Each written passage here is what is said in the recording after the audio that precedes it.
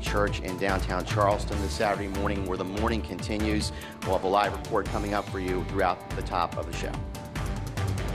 And this will be the last time you'll see highs in the 90s. We're going to talk about the triple-digit heat making a return. Good morning and thanks for joining us on your Saturday morning. I'm Allie Spilliards. People all across the country are joining Charleston and remembering the 9 victims who died in Wednesday night's church shooting at Emanuel AME Church. 41-year-old Reverend Clemente Pinckney was a pastor at Emanuel AME Church as well as a state senator.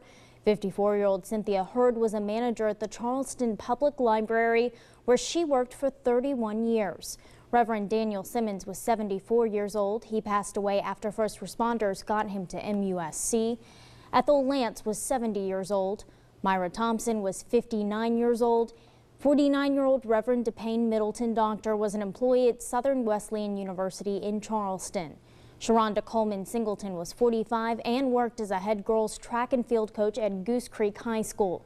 Susan Jackson was 87 years old. She was the oldest of the victims. And Tywanza Sanders worked as a barber in Charleston. He graduated from Allen University in Columbia last year and was the youngest victim, just 26 years old. The community in Charleston has continued to mourn the loss of all 9 victims of Wednesday's shooting. Emanuel AME has been a rallying point for families and all who have been affected by that shooting. Our Mike DeSuma has been in Charleston this week. He joins us now from the church with more. Mike, what a presence out there.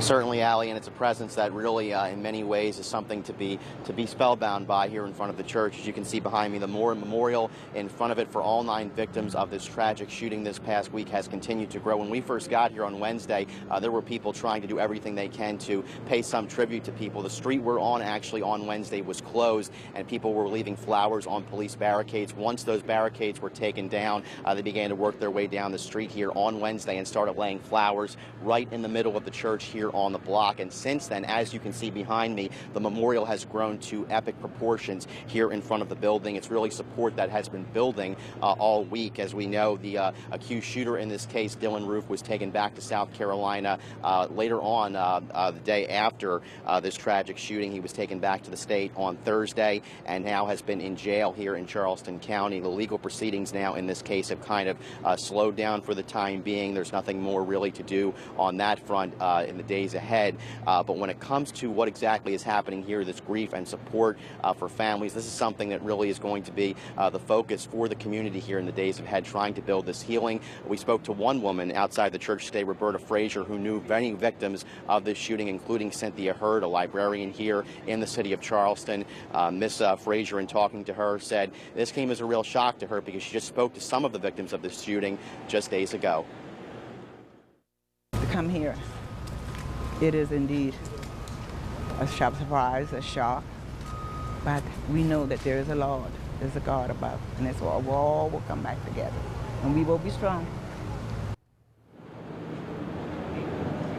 Now, coming out of this, the question, of course, is what's next for Emanuel AME Church here in Charleston, a church that has much history here in the state of South Carolina. From what I can gather and what we've been talking to church leaders earlier today, they're planning on meeting the middle of this morning to come up with a plan for getting the church back in their hands and reopen. They're aiming to have Sunday services here tomorrow.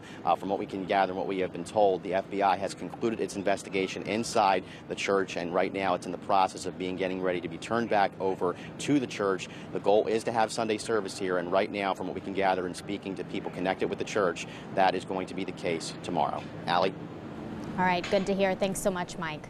Coming up, how those closest to the victims are paying tribute to their legacies.